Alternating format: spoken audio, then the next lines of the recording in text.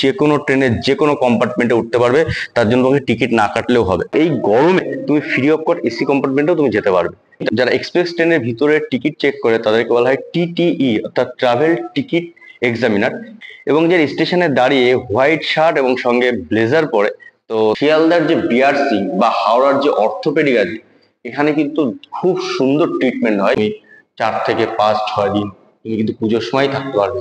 রেলের চাকরি পেতে গেলে যেটা সবার প্রথম প্রয়োজন সেটা হচ্ছে ম্যাথমেটিক্স।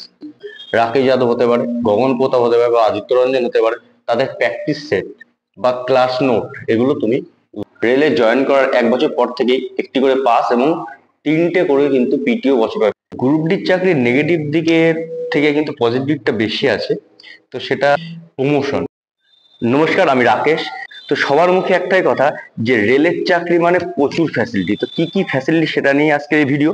সঙ্গে রেলে তোমরা যারা অ্যাসপিরেন্ট আছো তারা কিভাবে প্রিপারেশন নেবে সেটাও আমি বলবো, কারণ আমি 4 বছর রেলে সার্ভিস করে এসেছি। তোমার পোস্টিং যেখানে হোক, তোমার বাড়ি থেকে যদি তোমাকে লোকাল ট্রেনে যেতে হয় বা এক্সপ্রেস ট্রেনে যেতে হয়, তুমি কিন্তু যে কোনো ট্রেনের যে কোনো কম্পার্টমেন্টে উঠতে পারবে, তার জন্য তোমাকে টিকিট না কাটলেও হবে। যদিও এমন কোনো প্রভিশন বা এমন কোনো রুলস রেলের সার্ভিসে নেই যে রেলের যে স্টাফ আছে তারা টিকিট না কাটলেও ট্রেনে উঠতে পারবে। তো স্টাফ হওয়ার জন্য এটুকু ফ্যাসিলিটি কিন্তু সমস্ত স্টাফ, যেহেতু তোমাকে চেক করবে কি রেলের স্টাফ টিটি হতে পারে, বা তুমি যদি লিগালি স্টাফ হও তো তোমাকে কিন্তু আরেকজন স্টাফ এই ছাড়টা তোমাকে দেবে। তো তোমার বাড়ি থেকে তোমার পোস্টিং যদি 100, 150 বা 200 কিলোমিটার দূরেও হয়, তুমি কিন্তু যে কোনো কম্পার্টমেন্টে উঠতে পারবে। তো যারা এক্সপ্রেস ট্রেনে মোটামুটি যাতায়াত করো তারা জানো যে ট্রেনের টিকিট কাটা, সেই ট্রেনে উঠে সেই কম্পার্টমেন্ট খুঁজে বার করা কতটা চাপের। সেই চাপ থেকে তুমি পুরোপুরি মুক্ত, এবং এই গরমে তুমি ফ্রি অফ কস্ট এসি কম্পার্টমেন্টেও তুমি যেতে পারবে। এসি কম্পার্টমেন্টে টিকিট ছাড়া অ্যালাউ করতে চায় না, তুমি যদি টিটিকে ম্যানেজ করতে পারো অবশ্যই উঠতে পারবে, কোনো রকম প্রবলেম নেই। তো অনেকের এটা নিয়ে দ্বন্দ্ব আছে যে ট্রেনের যারা কাদেরকে টিটি বলে, কাদেরকে টিসি বলে, বা ট্রেনের ভিতরে যারা থাকে তাদেরকে কি বলা হয়। তো সেটাকেও ক্লিয়ার করছি। যারা এক্সপ্রেস ট্রেনের ভিতরে টিকিট চেক করে তাদেরকে বলা হয় টিটিই, অর্থাৎ ট্রাভেল টিকিট এক্সামিনার। এবং যে স্টেশনে দাঁড়িয়ে হোয়াইট শার্ট এবং সঙ্গে ব্লেজার পরে, তো তাদেরকে বলা হয় টিকিট কালেক্টর। এবং যারা টিকিট দেয় অর্থাৎ টিকিট ক্লার্ক যাদের, তাদেরকে বলে কমার্শিয়াল কাম টিকিট ক্লার্ক।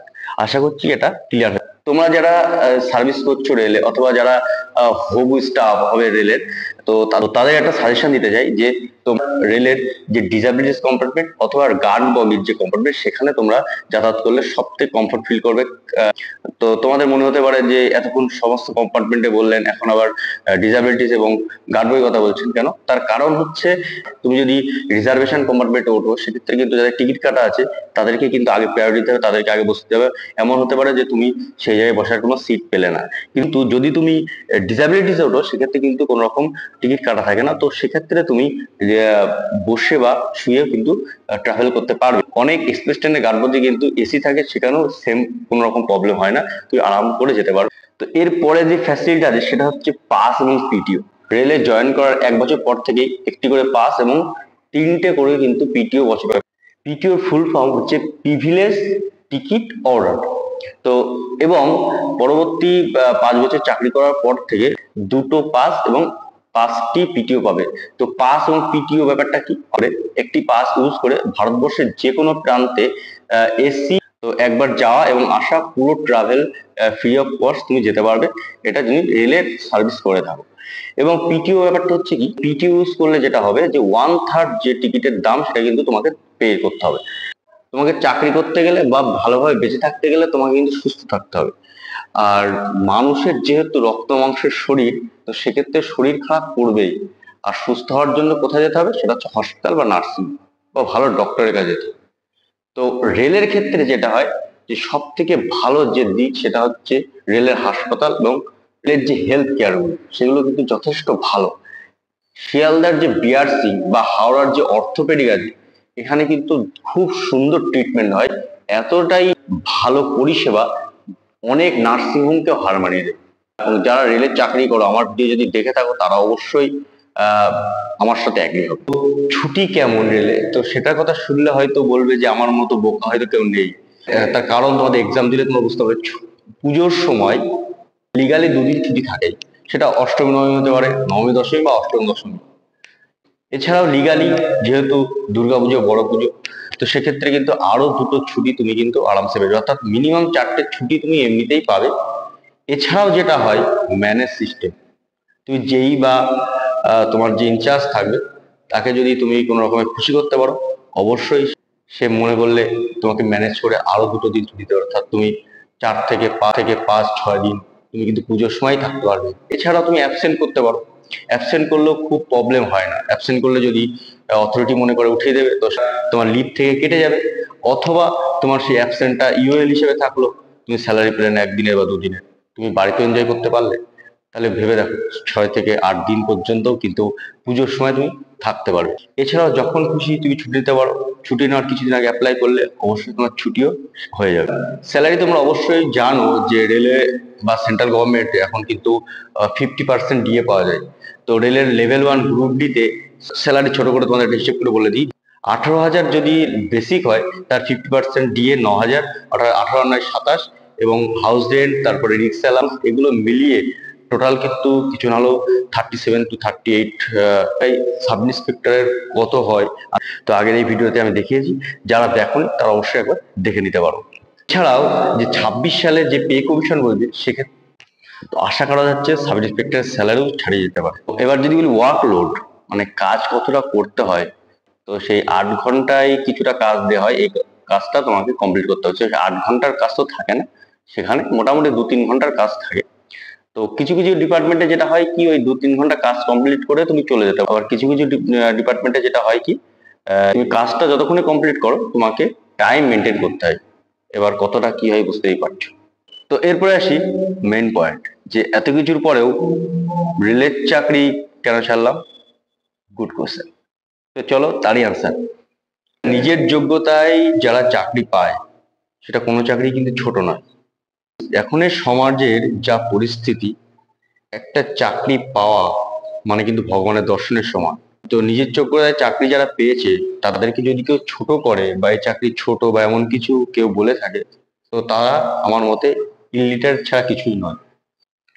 বিশেষ করে যারা গরিব ঘরের সন্তান, তারা বেশি পরিমাণে রিয়েলাইজ করে যে একটা চাকরি পাওয়া কতটা জরুরি। তো আমি যেটা ছিলাম রেলের গ্রুপ ডি পোস্টে। তো রেলের গ্রুপ ডিতে তুমি যে কোনো ডিপার্টমেন্টে থাকো, আহ এটা শুনতে খারাপ লাগলেও এটা বাস্তব। ঊর্ধ্বতন যে কর্তৃপক্ষ আছে বা তোমাদের যে অফিসার থাকবে, তারা কিন্তু তোমাদেরকে লেবারের থেকে খুব বেশি চোখে দেখে না। তো যে কোনো শিক্ষিত ছেলের ক্ষেত্রে এটা মেনে নেওয়া একটা যথেষ্ট কষ্টের। তো যতক্ষণ না পর্যন্ত অন্য চাকরি হচ্ছে, তো করতে হবে। গ্রুপ ডির চাকরির নেগেটিভ দিকের থেকে কিন্তু পজিটিভটা বেশি আছে। তো সেটা প্রমোশন। প্রমোশন কিন্তু খুব সুন্দর হয়। তুমি তুমি যদি কমার্শিয়াল বা অপারেটিং ডিপার্টমেন্টে গ্রুপ ডিতে পেয়ে থাকো, তো 5 বছর চাকরি করার পরেই কিন্তু পরপর এলডিসি তে পারবে, অর্থাৎ limited department of comparative examination. তো সেটা দেওয়ার ফলে তুমি কিন্তু এনটিপিসির যে পোস্টগুলো সেগুলো পেয়ে যাবে। সেটা স্টেশন মাস্টার হতে পারে, গুডস গার্ড হতে পারে, কমার্শিয়াল ক্লার্ক হতে পারে, সিনিয়র ক্লার্ক হতে পারে, বা এএলপি হতে পারে, টেকনিশিয়ান হতে পারে। তো এই টাইপসের কোর্সগুলো কিন্তু পাওয়া যাবে সহজেই। এছাড়াও তো তোমাদের মনে কোশ্চেন আসতে পারে যে 5 বছর চাকরি করার পরে এক্সাম দিতে পারবো, তার আগেই দিতে পারবো না? না, এটা না। জেনারেল ডিপার্টমেন্টাল কম্পিটিটিভ এক্সামিনেশন, অর্থাৎ জিডিসি বলে রেলে আর একটা এক্সাম হয়, যে ক্ষেত্রে গ্রুপ ডি পোস্টে যারা থাকে, তারা কিন্তু আজকে জয়েন করে কালকে যদি ফর্ম বেরোয়, তারা কিন্তু ফর্ম ফিল আপ করতে পারবে। এবং আরো খুশির খবর কি, সেটা হচ্ছে যে ডাইরেক্ট রিক্রুটমেন্ট হয়, সেই ডাইরেক্ট রিক্রুটমেন্টে কিন্তু 25% ভ্যাকান্সি কিন্তু ওখান থেকে ফিল আপ করা হয়।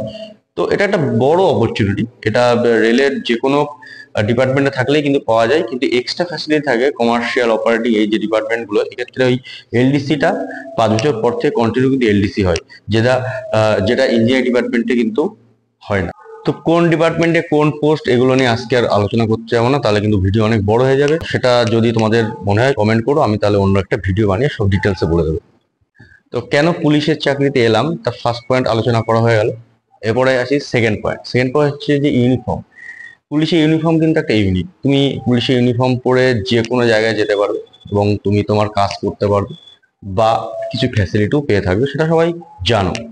তো কিন্তু অন্য যে সমস্ত ইউনিফর্ম পোস্ট আছে, যেমন রেলেরই আছে স্টেশন মাস্টার, গার্ড বা টিটি, তো এগুলোর ক্ষেত্রে কিন্তু ওই সে তার নিজের জায়গাতে শুধুমাত্র কাজ করতে পারবে, আর পুলিশ কিন্তু সমস্ত জায়গায় গিয়ে তার কাজ করতে পারে, তার ইনভেস্টিগেশন করতে পারে। তো এই দিক দিয়ে পুলিশের চাকরি কিন্তু অনেকে ভালো লাগে, বিশেষ করে আমার এই জিনিসটা খুব ভালো লাগে। এরপর আসি তোমাদের যেটা বেশি পরিমাণে প্রয়োজন, সেটা হচ্ছে রেলের প্রিপারেশন তোমরা কিভাবে নেবে। তো দেখো, রেলের প্রিপারেশন নেওয়ার আগে আমি দুটো একটা কথা তোমাদেরকে বলি। যে কোনো চাকরি পেতে গেলে তোমাকে কিন্তু পাঞ্চুয়াল হতে হবে, তোমার পড়াশোনায় কিন্তু ডেডিকেশন আনতে হবে।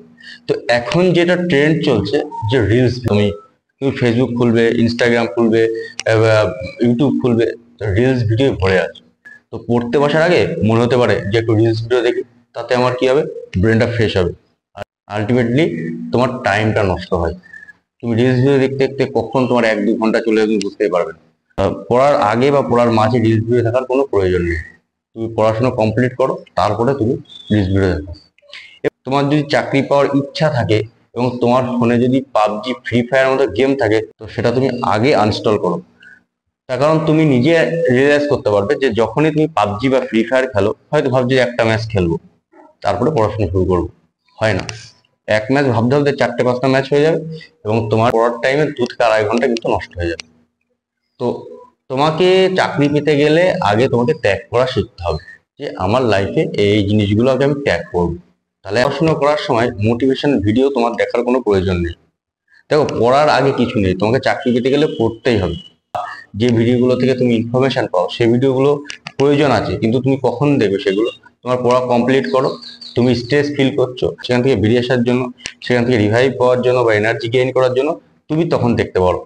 তো পড়ার মাঝে যদি আমার ভিডিও আসে বা আমার কোনো শর্ট ভিডিও আসে, তুমি সেগুলোও স্কিপ করে দাও। পড়াশোনাটা আগে দরকার। আশা করছি বুঝতে পেরেছো। রেলের চাকরি পেতে গেলে যেটা সবার প্রথম প্রয়োজন, সেটা হচ্ছে ম্যাথমেটিক্স।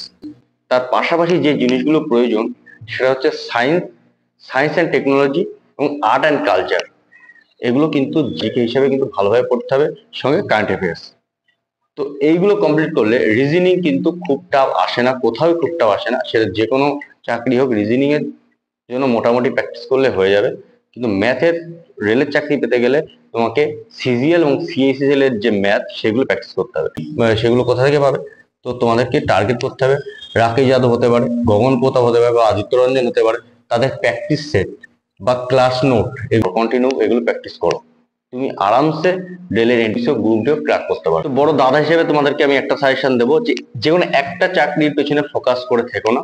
তো তোমাদের মনে হতে পারে যে কিভাবে সম্ভব, যে স্টেটের পিএসসি, ডাব্লিউবিসিএস এবং সেন্ট্রালের চাকরি একসাথে করা সম্ভব কিভাবে? দেখো, আমি নিজেই কিন্তু রেল ফোকাস করে পরবর্তী কিন্তু এসআই চাকরিটাও পেয়েছি। তো তোমাদেরকে মনে হতে পারে এটা বলা সহজ, করা অবশ্য কঠিন, কিন্তু পসিবলও। আমি কিন্তু 19-এর গ্রুপ ডিটাও দিয়েছিলাম এবং সেখানেও কোয়ালিফাই করে যাই, এবং এনটিপিসিটা অল্প কিছু মার্কসের জন্য আমার হয়নি। এনটিপিসির প্রিপারেশনটা ভালোভাবে নিয়েছিলাম বলেই কিন্তু কেপিএসআইটা আমি পাশ করতে পেরেছি। তো এটা কিভাবে? দেখো, তোমার যদি সিজিএল, সিএসএল বা রেলের ম্যাথ যদি তুমি পারো, স্টেটের যে কোনো ম্যাথ তুমি সহজেই নামাতে পারো। এবং জিকের মধ্যেও অনেক কিন্তু সিমিলারিটি আছে। তুমি যদি জিকে ভালো করে পড়ো, সেক্ষেত্রে কিন্তু দুক্ষেত্রেই তোমার কাজে লেগে যাবে। এবার মেইন ডাব্লিউবিএসআই বা কেপিএসআই এর ক্ষেত্রে কিন্তু প্রিলিমস, মেইনস এর থেকে কিন্তু প্রিলিমস এর গুরুত্বটা বেশি। এখন প্রিলিমস এর যে ফাইট, সেটা আমার মতে বেশি হয় অনেক। তো সেখানে যদি তুমি ক্লিয়ার করতে পারো, মেইনসে গিয়ে অনেকটা ইজি হয়ে যায়। তো প্রিলিমসে যে সিলেবাস, সেক্ষেত্রে রেলের সিলেবাস তুমি পড়লে কিন্তু, রেলের সিলেবাস যদি তুমি ভালো করে পড়ো, তুমি মোটামুটি একটু স্টেটের জিকে জানলেই কিন্তু সেখান থেকে কমপ্লিট করতে পারবে। এবং প্যারালালি তুমি মেন্সের জন্য অল্প অল্প করে এগোতে থাকো, তাহলে কিন্তু তোমার দুটো, সেন্ট্রাল এবং স্টেট দুটোই কিন্তু তোমার কভার হয়ে গেল। তো আমার মতে এইভাবে পড়াশোনা করা উচিত। এবার তোমরা সবাই সমঝদার।